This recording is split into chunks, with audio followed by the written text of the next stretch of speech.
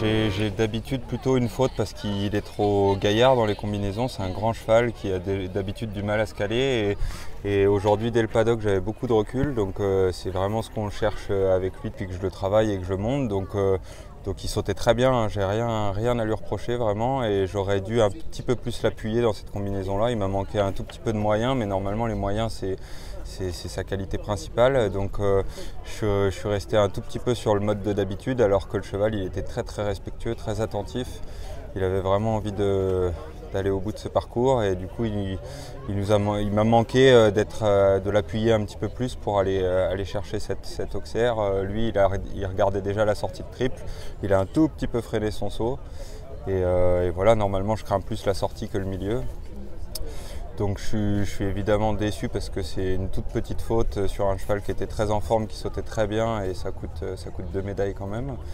Maintenant, si on relativise 2 secondes, c'est le premier championnat du cheval, il a montré qu'il avait sa place sur le podium et c'est normal qu'on ait encore des réglages.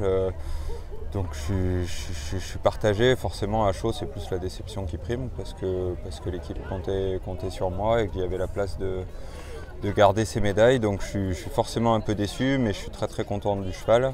Et il m'a montré encore des progrès incroyables, notamment aujourd'hui au concours hippique où il était d'une sérénité et d'une sécurité fantastique. Mais du coup j'aurais dû changer un tout petit peu mon équitation par rapport à d'habitude.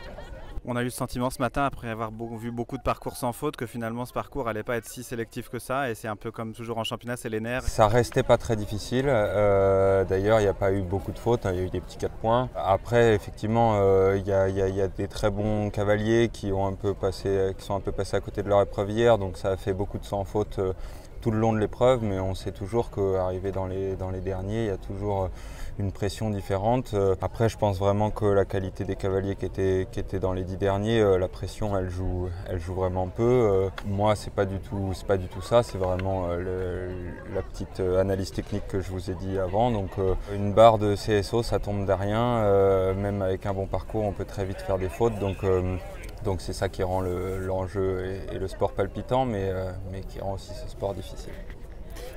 Quels vont être vos objectifs pour la fin de saison? J'ai cru comprendre que vous pourriez participer au nouveau CCI 5 étoiles qui est organisé aux États-Unis.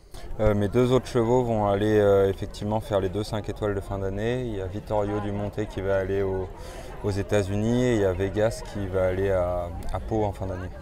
Voilà, encore une belle fin de saison, j'espère qu'il se profite.